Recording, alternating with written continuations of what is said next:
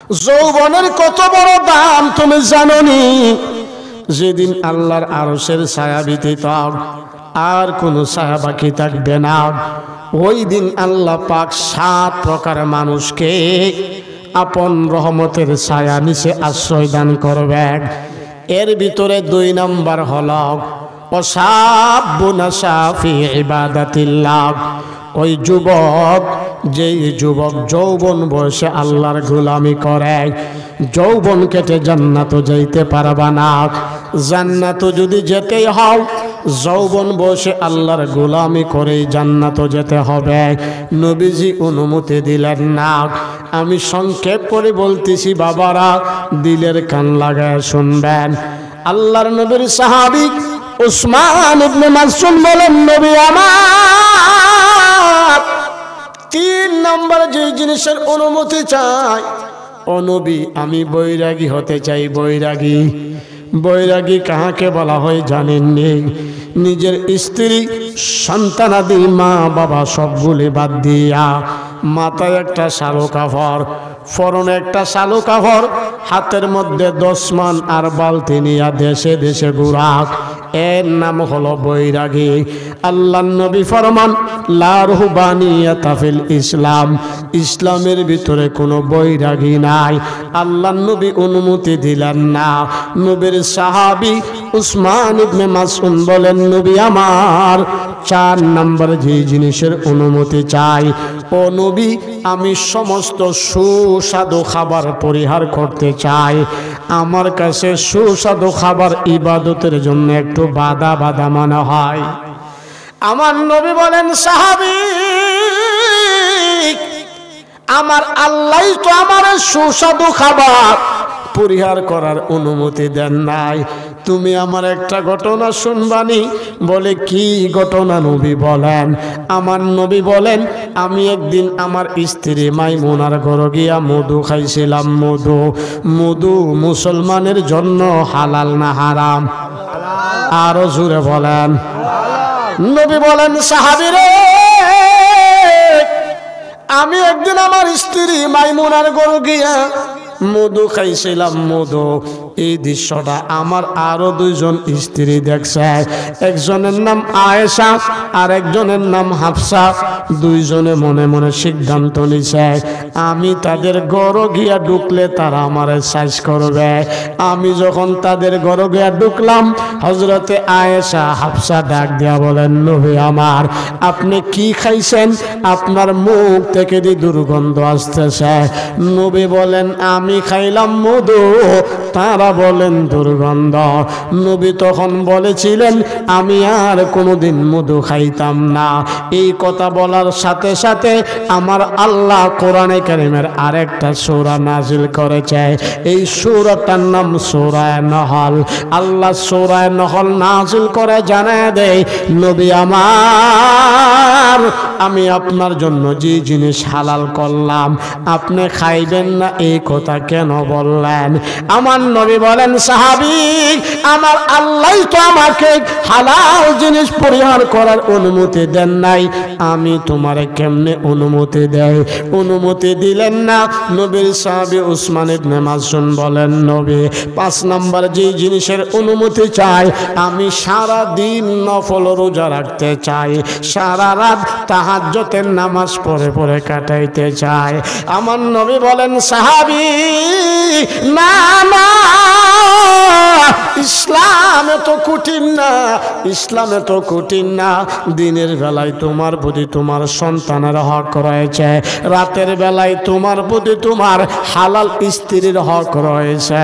বরঞ্চ আল্লাহর নবী ফরমান, যদি এই এলাকার কোনো মুসলমান এশারের নামাজটা জামাতের সাথে পড়া আবার ফজরের নামাজ জামাতে পড়বে, এই নিয়ত করে ঘুমায়া যায়, ঘুম থেকে ওঠার পরে যদি আবার ফজরের নামাজ পড়ে, সারা রাত নফল ইবাদত করলে যেই সওয়াব আমার আল্লাহ সম পরিমাণ সওয়াব তাকে দান করবে। সুবহানাল্লাহ। আর একটু আওয়াজ করে বলেন না সুবহানাল্লাহ। নবী আমার বলেন, না না তোমারে এই অনুমতি দেওয়া যাবে না। নবীজি অনুমতি দিলেন না। নবীর সাহাবী উসমান ইবনে মাযউন ভারাক্রান্ত হৃদয়ে ব্যথিত মন নিয়ে বিশ্ব নবীর দরবার থেকে চলে যাইতেছে। এমন সময় আমার আল্লাহ জিবরাইলের মাধ্যমে আমার তেলাওয়াতকৃত আয়াতে কারিমা নাজিল করে আল্লাহ জানায়া দিলেন, ইয়া আইয়ুহাল্লাযীনা আমানু হাল আদুল্লুকুম আলা তিজারাতিন তুনজিকুম মিন আযাবিন আলীম। আল্লাহ জানায়া দিলেন, নবী আমার, আপনার সাহাবী আপনার কাছে 5টা জিনিসের অনুমতি চাইল, আপনি অনুমতি দেন নাই। এই জন্য সাহাবীর মনে বড় ব্যথা, মনে বড় কষ্ট। ওগো নবীজি, আপনার সাহাবী সহ আনেওয়ালা সারা পৃথিবীর মানুষকে এমন একটা ব্যবসার কথা বলে দেন না, যেই ব্যবসার ভিতরে শুধুমাত্র লাভ আর লাভ, লস বলতে কিচ্ছু নাই। ব্যবসা করবে মাত্র আমি আল্লাহর সাথে একটা, আমি আল্লাহ খুশি হইয়া পুরস্কার দিব 5টা। আয়াত নাজিল হয়ে গেল। নবী বলেন, ও আমার সাহাবী, আল্লাহ তো আয়াত নাজিল করে এমন একটা ব্যবসার কথা জানায়া দিল, যেই ব্যবসার ভিতরে শুধুমাত্র লাভ আর লাভ, লস বলতে কিচ্ছু নাই। ব্যবসা করব একটা, আমার আল্লাহ পুরস্কার দিবেন কয়টা? আর জোরে বলেন কয়টা? আচ্ছা, ফাঁকে দিয়ে এই কথা বলেন, আমরা যারা বয়ান করতেছি, আপনারা যারা শুনতেছেন, যেই বাড়ির উদ্যোগে আজকের এই মাহফিল, আমাদের সকলের মূল টার্গেট তো একটাই, কিভাবে আমার মালিককে রাজি খুশি করে মালিকের তৈরি জান্নাত পাওয়া যায়। কথা বলেন ঠিক না?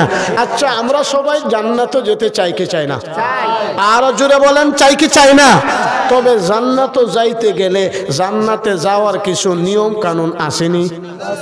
আপনার তো গ্রামের মানুষ, ভালো করে বুঝবেন।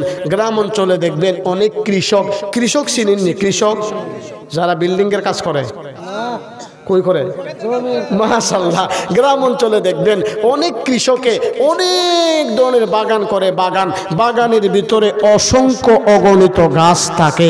এর মাঝে সবগুলি গাছ কৃষকের নিজের হাতে কিন্তু রোপণ করে না, লাগায় না।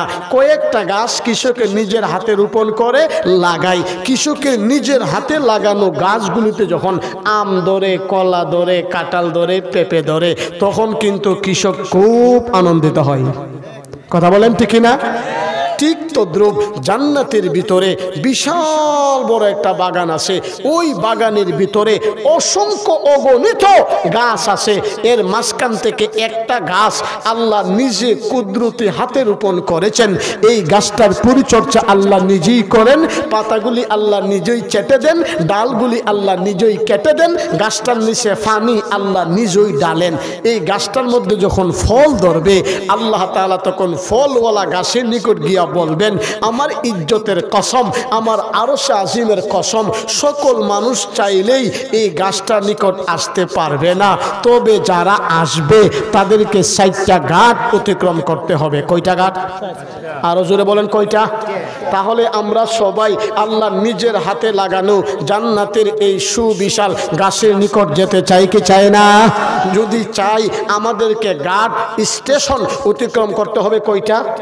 4টা। এর মধ্যে প্রথম ঘাটের নাম মরণের ঘাট। প্রথম ঘাটের নাম নাম ওইরা কেউ জান্নাতও যেতে পারবে? মরণ কত কষ্ট! বিশ্বনবী ফরমান, একটা জীবিত ছাগল রে নিচের দিক থেকে চামড়াগুলি টেনে হিচড়ে তুলে ফেললে যেমন কষ্ট, এর চাইতে 1000 কোটি গুণ বেশি কষ্ট মরণের কষ্ট। এই মরণের কষ্ট থেকে বাঁচতে গেলে আমার কাছে একটা অ্যান্টিবায়োটিক ওষুধ আছে, আমি আপনাদের সবাইকে দেব। টাকা পয়সা কিচ্ছুই লাগবে না। ইমাম সাহেব আমার প্রিয় ভাই, সবাই নিবেন তো ইনশাআল্লাহ? মাশাআল্লাহ। তাহলে আমরা সবাই আল্লাহ নিজের হাতে লাগানো এই গাছের নিকট যেতে চাই কি চাই না? যদি চাই, তাহলে আমাদেরকে ঘাট অতিক্রম করতে হবে কয়টা? 4টা। এর মধ্যে প্রথম ঘাটের নাম মরণের ঘাট। মরণ কত কষ্ট! বিশ্বনবীর হাদিস থেকে জানলাম, মরণ নামক কষ্ট থেকে বাঁচতে গেলে অ্যান্টিবায়োটিক পাওয়ারফুল ওষুধের নাম দুরূদ শরীফ। ওষুধের নাম দুরূদ শরীফ। ওষুধটা ব্যবহার করার নিয়ম, সকালবেলা 200 বার, বিকালবেলা 200 শতবার। বিশ্বনবী ফরমান, আমার কোনো উম্মত যদি আজকের মাহফিল থেকে এই ওষুধটা নিয়ে নিয়মিত ব্যবহার করতে পারে, দুনিয়ার প্রত্যেকটা ঘাটে ঘাটে সম্মানী, মরার পরে হাসতে হাসতে জান্নাতি। তাহলে আজকের মাহফিলও আমরা যারা আসলাম, আমরা কি লাভবান না ক্ষতিগ্রস্ত? কি পরিমাণ লাভবান? একটা হাদিস শুনেন। একদিন আল্লাহ নবী এক জায়গায় বৈশা রয়েছেন, এমন সময় সবচাইতে বড় ফেরেশতা কয়জন? দেখছেন নি, অনেকেই বলতে পারে না, আর বলতে পারবি কেমনে? একজন মুসলমানের সন্তান টান দিয়ে স্টেজ আনেন, আইনা জিজ্ঞাসা করেন, বাবা তুমি কি 4টা কালিমা পারো? বলে জি না হুজুর। 10টা সূরা জানোনি? বলে জি না হুজুর। 10 জন নবীর নাম? বলে জি না হুজুর। 10 জন সাহাবায়ে কেরামের নাম? বলে জি না হুজুর। 10 জন নায়ক নায়িকার নাম? আলহামদুলিল্লাহ। হুজুর বাংলাদেশ কইতাম না ইন্ডিয়া সহ কইতাম? মুসলমানের সন্তান নবীর নাম জানে না, সাহাবায়ে কেরামের নাম জানে না, 4 কালিমা জানে না, নায়ক নায়িকার নাম জানে, আবার বাংলাদেশ তো ইন্ডিয়া সহ জানে। এই পৃথিবীতে শান্তি আসবে কেমনে? জায়গা সারা অঙ্গে ব্যথা, ওষুধ দিব কোথায়? আল্লাহ নবী ফরমান, আমি একদিন এক জায়গায় বৈশা রইছি, এমন সময় সবচাইতে বড় ফেরেশতা কয়জন? সবাই বলেন। জিবরাইল, মিকাইল, আজরাইল, ইসরাফিল। জিবরাইল, মিকাইল, আজরাইল, ইসরাফিল। 4 ফেরেশতা গুনগুন গুনগুন গুনগুন গুনগুন আওয়াজ কইরা আমার বিশ্ব নবীর দরবারে আসতেছে। নবী আশ্চর্য হয়ে গেলেন। 4 ফেরেশতা দল বান্ধা কোনোদিন এমন ভাবে আমার কাছে আসে নাই, আজকে কেন আসলেন? কিয়ামত হয়ে যাবে নাকি? নবী একটু ভয় পেয়ে গেলেন। জিবরাইল বলেন, নবী আমার, টেনশন করেন না, চিন্তিত হয়েন না, আজকে আল্লাহর পক্ষ থেকে কোনো সংবাদ নিয়ে আমরা আসি নাই, আজকে আসলাম আমাদের ব্যক্তিগত কাজে। নবী বলেন, এতক্ষণে একটু শান্তি পাইলাম। এ জিবরাইল, কি তোমাদের ব্যক্তিগত কাজ একটু বলো? জিবরাইল বলেন, নবী আমার, আমি আসলাম আপনার উম্মতগুলির ভিতরে যেই সমস্ত উম্মতেরা আজকের মাহফিলের পর থেকে বাসায় গিয়া দুরূদ শরীফের উপর আমল করবে, আমি আসলাম এই উম্মতের ব্যাপারে একটু কমেন্ট করব। কমেন্ট বুঝেননি? কমেন্ট মুরব্বীরা মাথা লাড়িলেও বুঝবেন না, যারা যুবক আছেন ফেসবুক চালান আপনারা ভালো করে বুঝবেন। ফেসবুকের ভিতরে লাইক আছে, কমেন্ট আছে, শেয়ার আছে, কথা কোন ঠিক না? কমেন্ট মানে মন্তব্য। জিবরাইল বলেন, নবী আমার, আপনার উম্মতগুলির ভিতরে যেই সমস্ত উম্মতেরা দুরূদ শরীফের উপর আমল করবে, আমি তাদের ব্যাপারে একটু কমেন্ট করব। বলে কি কমেন্ট? নবী আমার, যেদিন কিয়ামতের কঠিন ময়দান জারি হয়ে যাবে, মাটির জমিন তামা হয়ে যাবে, আদাত উপরে সূর্য এসে যাবে, 30,000 বছরের রাস্তা চুলের চাইতে চিকন, হীরার চাইতে দার, ফুলসিরাতের ফুলটা কায়েম হয়ে যাবে। ওই দিন আমি জিবরাইল ফুলসিরাতের ফুলের কিনারের কাছে দাঁড়ানো থাকব। আপনার উম্মতগুলির ভিতর থেকে যেই সমস্ত উম্মতেরা আজকের মাহফিলের পর থেকে দুরূদ শরীফের উপর আমল করবে, আমি জিবরাইল তাদের হাতের মধ্যে ধরে টান মেরে ফুলসিরাতের ফুলটা পার করাইয়া সোজা সুজি জান্নাতে পৌঁছে দিবা। নবী আমার বলেন, জিবরাইল, তোমার কমেন্টটা আমার কাছে বড় পছন্দ হইল, আমি তোমার কমেন্টের উপরে লাইক করলাম। লাইক মানে পছন্দ, আমি তোমার কমেন্টের মধ্যে লাইক মারলাম। ও মিকাইল, তুমি কেন আসছ? মিকাইল বলেন, নবী আমার দায়িত্ব হলো পানির দায়িত্ব। আসমানের উপরের পানি, জমিনের নিচের পানি, আটলান্টিক মহাসাগরের পানি, এক কথায় সারা পৃথিবীর সব পানির দায়িত্ব আমার। নবী আমার, আপনার গুনাহগার উম্মতগুলি যখন পানির তৃষ্ণায় কলিজাটা চটপট করবেন, ওই দিন আমি মিকাইল জমজমের কিনারার কাছে দাঁড়ায় থাকব। আপনার উম্মতগুলির ভিতরে যেই সমস্ত উম্মতেরা দুরূদ শরীফের উপর আমল করবে, আমি মিকাইল নিজের হাতে জমজমের পানি পান করাইয়া তাদের কলিজাটা ঠান্ডা করে দিবা। নবী আমার বলেন মিকাইল, তোমার কমেন্টটা আরো বেশি পছন্দ হয়েছে, আমি তোমার কমেন্টের উপর ডবল লাইক করলাম, ডবল লাইক। ও আজরাইল, তুমি কেন আসলা? আজরাইল বলেন, নবী আমার দায়িত্ব হলো মানুষের জান কবজ করা। আমি সন্তান তোয়া মা নিয়ে যাই, মা তোয়া সন্তান নিয়ে যাই, এই হলো আমার দায়িত্ব।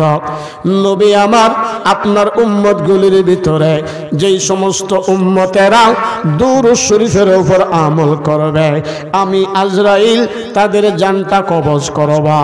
নবী, সিদ্দিকিন, শুহাদা, আল্লাহর প্রিয় বান্দাদের জানের মতো। সুবহানাল্লাহ।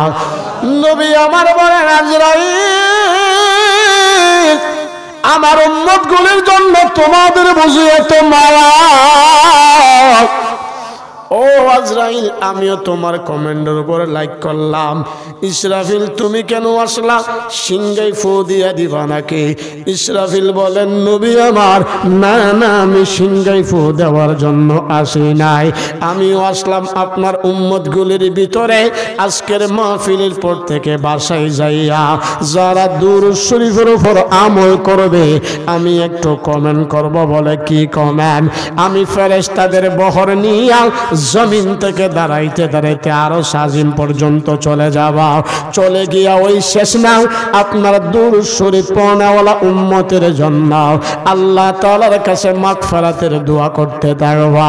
যতক্ষণ আল্লাহ মাফ না করবে আমি ফেরেশতাদের বহর নিয়ে অবতরণ করব না। সুবহানাল্লাহ, সুবহানাল্লাহ। আমার নবী বলেন, ইসরাফিল, আমার উম্মতগুলির জন্য যদি তোমাদের এত মায়া আমি আগে জানতাম না। আমার নবী আবার শেয়ার করে জানায়া দিলেন। শেয়ার বলা হয় একজনের কাছ থেকে আরেকজন, একজনের কাছ থেকে আরেকজন। নবী আবার শেয়ার করে জানায়া দিলেন, এই দুনিয়ার মুসলমানেরা, দুনিয়াতে কৃষকের নিজের হাতে লাগানো গাছগুলিতে ফল ধরলে কৃষক যেমন আনন্দিত হয়, আমার নিজের হাতালো লাগানো এই গাছের নিকট আসতে হলে তোমাদেরকে 4টা ঘাট অতিক্রম করতে হবে। এর ভিতরে 1 নম্বর ঘাটের নাম মরণের ঘাট। মরণ কত কষ্ট বিশ্ব নবীর হাদিস থেকে জানলাম। মরণ নামক কষ্ট থেকে বাঁচতে গেলে আমার আল্লাহ তাআলার অ্যান্টিবায়োটিক পাওয়ারফুল ওষুধের নাম দুরূদ শরীফ। ওষুধের নাম দুরূদ শরীফ। তবে দুরুদের ভিতরে সবচেয়ে উত্তম দুরুদের নাম দুরুদে ইব্রাহিম। দুরুদে ইব্রাহিম। বিশ্বনবী ফরমান, আমার কোন উম্মত যদি সকালবেলা 200 বার, বিকালবেলা 200 বার কেউ দুরুদে ইব্রাহিম পারে না এমন মানুষও সমাজও আছে। যদি এতটুকু পড়ে সাল্লাল্লাহু আলাইহি ওয়াসাল্লাম, সাল্লাল্লাহু আলাইহি ওয়াসাল্লাম, এইভাবে যদি দুরূদ শরীফের উপর আমল করতে পারে, দুনিয়ার প্রত্যেকটা ঘাটে ঘাটে সম্মানী, মরার পরে হাসতে হাসতে জান্নাতি। সম্মানিত সুধী, মাহফিলটা ছোট হইতে পারে, মাহফিল ছোট হইতে পারে, কিন্তু এই মাহফিল থেকে যদি একজন ভাই একটা কথার উপর আমল করতে পারে তাহলে আমার এই বাড়ির সমস্ত ভাইদের মেহনত কষ্ট সবগুলি সফল। কথা বলেন ঠিক না? সম্মানিত সুধী, এই জন্য শিক্ষার কোনো বয়স নাই, শিক্ষার কোনো সময় নাই। যেই কোনো বয়সে যেই কোনো মানুষের কাছ থেকেই শিক্ষা গ্রহণ করা যায়, এতে কোনো লজ্জার বিষয় না। এই সম্পর্কে একটা হাদিস মনে পড়ে গেছে, হাদিসটা বলেই আমি আমার বাকি আলোচনা ফিনিশিং দেওয়ার চেষ্টা করব ইনশাআল্লাহ। নবীর একজন সাহাবী, নাম হযরতে আবু হুরায়রা রাদিয়াল্লাহু তাআলা আনহু।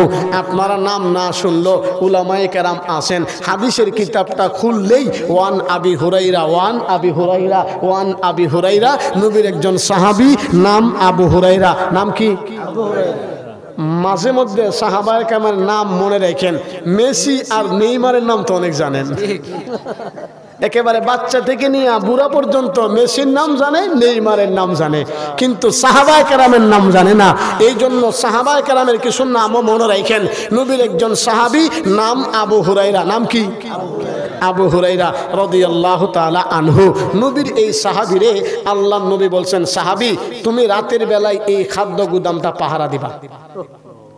আবু হুরাইরা নবীর কথা মতো শুই না পাহারা দিচ্ছেন। হঠাৎ করে রাতের বেলা সুর আইছে। সুর চিনেননি? আসমান থেকে না মানুষ হয়? মানুষ হয়। রাতের বেলা সুর আইছে কিছু মাল হাতে নিছে। আবু হুরাইরা সুরকে জাপটা মেরা ধরছে। সুরে বলে, আবু হুরাইরা আমি কি এমনি এমনি চুরি করতাম আইসিনি? বলে কেরাইছ? বলে আমার ঘরের চুলায় আগুন জ্বলে না, আমার ঘরও চাল নাই ডাল নাই, এই জন্য আমি চুরি করতাম আইছি। আবু হুরাইরা নবীর সাহাবী, বড় মায়া হইছে, সুরটাকে চাইরা দিছে। সকালবেলা আমার নবীর সাথে সাক্ষাৎ। আমার নবী বলেন, আবু হুরাইরা রাতের বেলা সুর আইছিল, সুরের কি খবর? হযরত আবু হুরাইরা বলেন, নবী আমার রাতের বেলা সুর আইছে, আপনি কেমনে জানলেন? বলে, যেমনে মন তেমনে জানছি। আগে বলো সুরের কি খবর? আবু হুরাইরা বলেন, নবী আমার রাতের বেলা সুর আইছিল, মালও হাতে নিছিল, আমিও সুরে ধরছিলাম। সুরে আমার কাছে উজুর পেশ করছে, আমার মায়া হইছে, সাইরা দিছি। আল্লাহর নবী বলেন, আবু হুরাইরা এই সুর তোমার সাথে মিথ্যা কথা বলছে, তবে টেনশন করিও না, আগামী রাত্রে সুরটা আবার আইব। হযরত আবু হুরায়রা বলেন, নবী আমার আপনি যেহেতু বলছেন কোনো সন্দেহ নাই, সুর আগামী কালকে রাত্রে আবার আইল, মাল হাতে নিছে। আবু হুরাইরা সুরকে জাপটা মারা ধরছে, সুর আজকে উজুর পেশ করছে। আবু হুরাইরার আজকে মায়া হয়েছে, সুরকে সাইরা দিছে। সকালবেলা আমার নবী বলেন, আবু হুরাইরা আজকের কি খবর? বলে, নবী আজকেও আইছিল, আমিও দূর ছিলাম, কিন্তু আমার কাছে হুজুর পেশ করছে, আমার মায়া হয়েছে, সাইরা দিছি। নবী বলেন, আবু হুরাইরা এই সুর তোমার সাথে মিথ্যা বলছে, তবে আগামী কালকে রাত্রে আবার আইব। আবু হুরায়রা বলেন, সুরের ঘরের সুর দুদিন মিথ্যা কথা বলছস, আজকে আর সারাসারি নাই। তৃতীয় রাত্রিতে সুর আবার আইল, মাল হাতে নিচে। আবু হুরায়রা সুরকে শক্ত করে ধরছে। সুরে কো, আমিও জানি 2 দিনের কথা বললে তুমি আমার ছাড়তা না, আমিও জানি। সুর আজকে কথা ঘুরাইয়া ফেলছে। সুর ডাক দিয়া কই, আবু হুরায়রা যদি তুমি আমার আজকে সাইরা দেও, আমি তোমার এমন একটা আমল শিখাইয়া দিব, যেই আমলটা শিখলে দুনিয়া তো লাভ, মরার পর লাভ। সুবহানাল্লাহ। হযরত আবু হুরায়রা সুরের মুখ থেকে আমলের কথা শুই না লাভ মাইরা উঠলেন। বলে, তাই নাকি? বলে, হা, সত্যি সত্যি যদি তুমি আমার আমল শিখাও, আমি তোমারে সাইরা দিব। সুরে বলে, অবশ্যই শিখাবো। কি আমল শিখাইবা? শিখাও। সুরে কই, আবু হুরায়রা তুমি যখন রাত্রের বেলা বিছানায় মাথা লাগাইবা, ঘুমাইবার আগে আগে তুমি আয়াতুল কুরসি পড়ে ঘুমাইবা, আয়াতুল কুরসি পড়ে। বলে, ঘুমাইলে লাভ কি? লাভ হবে শয়তান জীবনে তোমার দ্বারে কাছে আসবে না। সুবহানাল্লাহ। সূরা বলেন, আবু হুরায়রা 2 নম্বর আমল হলো প্রত্যেক ফরজ নামাজের পরে সালাম ফিরায় আয়াতুল কুরসি পড়বা। বলে, পড়লে কি হবে? কি লাভ? বলে, লাভ হবে তুমি মরতে দেরি, জান্নাত ওয়াজিব হইতে দেরি না। সুবহানাল্লাহ। আমলের কথা শুই না আবু হুরায়রা সুরকে সাইরা দিলেন। সকালবেলা আমার নবী বলেন, আবু হুরায়রা আজকে সুরের কি খবর? বলে, নবী সুর তো আজকেও আইছিল, আমিও ধরছিলাম, তবে 2 দিনের কথা আমারে বলে নাই। বলে, কি বলছে? আজকে আমারে সুরে একটা আমল শিখাইছে। বলে, কি আমল? বলে, আয়াতুল কুরসির আমল। নবী বলেন, আবু হুরায়রা এই সুর তোমার সাথে 2 দিন মিথ্যা কথা বলছে, তবে আজকে যেই আমল তোমারে শিখাইছে এটা 100% সত্য, কোনো সন্দেহ নাই। ও আবু হুরায়রা তুমি জানোনি সুরের নাম কি? বলে, না, আমি কেমনে জানবা? আমার নবী বলেন, এই সুরের নাম হলো জিবরাইল। সুরের নাম কি? জিবরাইল। জিবরাইল এসে আমল শিখায় গেছে।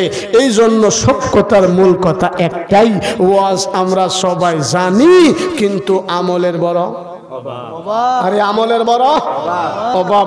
এই জন্য আমার যুবক ভাইয়েরা পূর্বচারী পাড়া মরহুম সিদ্ধ মিয়ার স্মরণে এলাকার সমস্ত মধ্যে গানের রুহের মাগফিরাত কামনায় উনির সন্তানেরা এত কষ্ট করে মাহফিলের ব্যবস্থা করেছেন।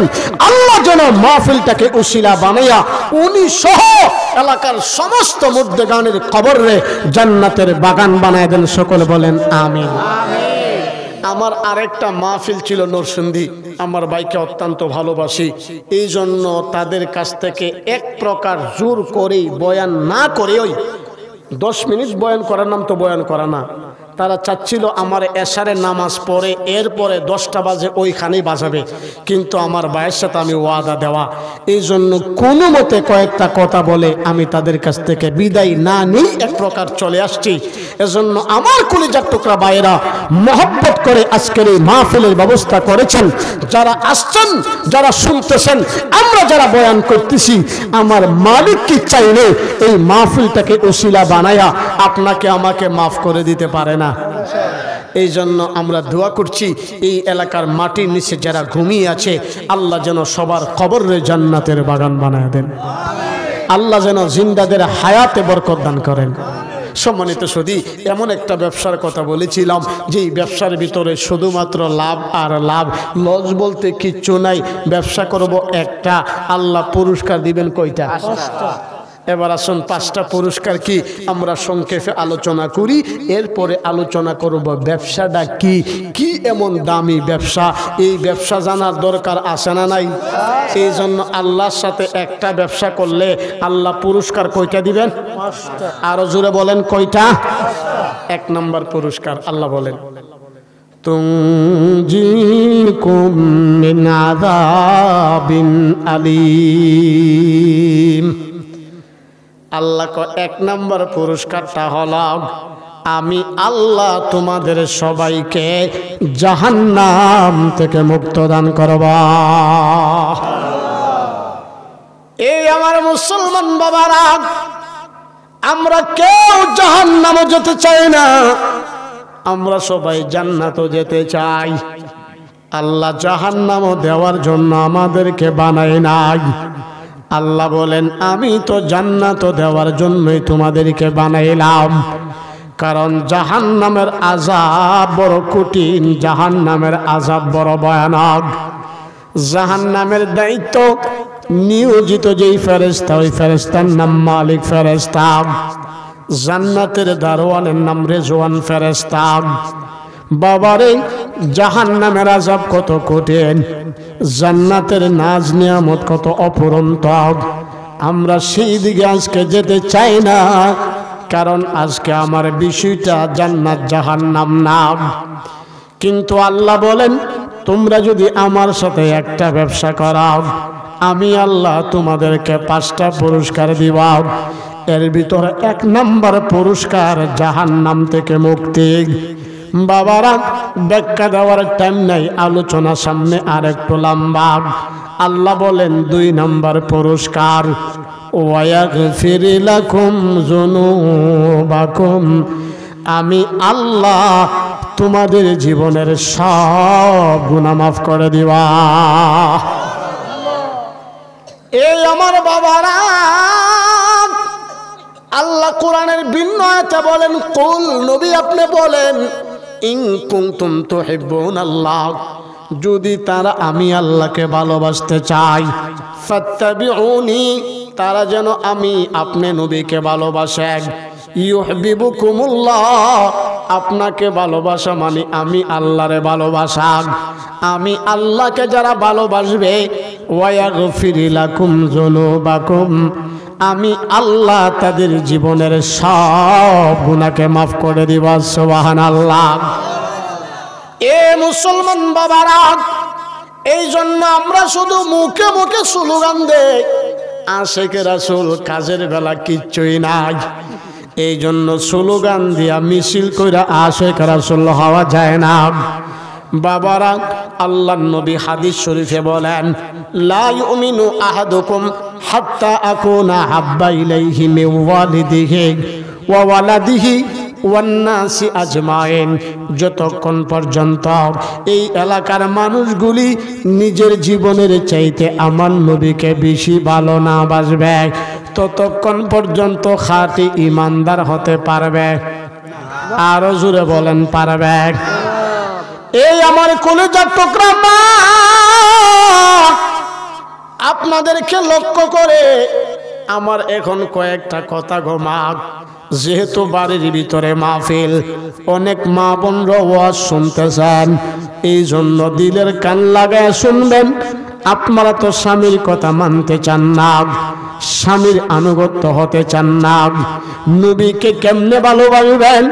আল্লাহর নবী, মায়ার নবী একদিন সমস্ত স্ত্রীদেরকে ডাইকা ডাইকা একটা রুমের ভিতরে একসাথে জমা করলেন।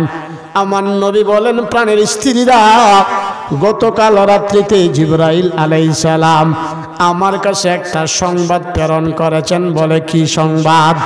আমার যেই সমস্ত স্ত্রীরা, আমার যেই সমস্ত বিবিরা আমি বিশ্ব নবীর খেদমত বেশি বেশি করে করবে, আল্লাহ তাআলা জান্নাতের ভিতরে তাদের মর্যাদা বাড়ায় দিবে। সুবহানাল্লাহ। এই আমার প্রাণের বিবিরা, এই জন্য আমি আমার খেদমতগুলি তোমাদের মাঝে বন্টন করে দিতে চাই। নবী বন্টন করে দিতেছে, সমস্ত বিবিরা আনন্দে আত্মহারা হয়ে খেদমতগুলি নিয়ে যাইতে চায়। নবীজির একজন প্রিয়তমা স্ত্রী উম্মুল মুমিনিন হযরতে আয়েশা সিদ্দিকা বলেন, নবী আমারে কিন্তু খেদমত দিলে আমি নিব না। আমার নবী বলেন, আয়েশা রে, কেন তোমারে খেদমত দিলে তুমি নিবা না? হযরতে আয়েশা বলেন, নবী আমি আপনার কাছ থেকে নিজেই খেদমতটা চেয়ে নিতে চাই। বলে, কি খেদমত চাও? হযরতে আয়েশা বলেন, নবী আমি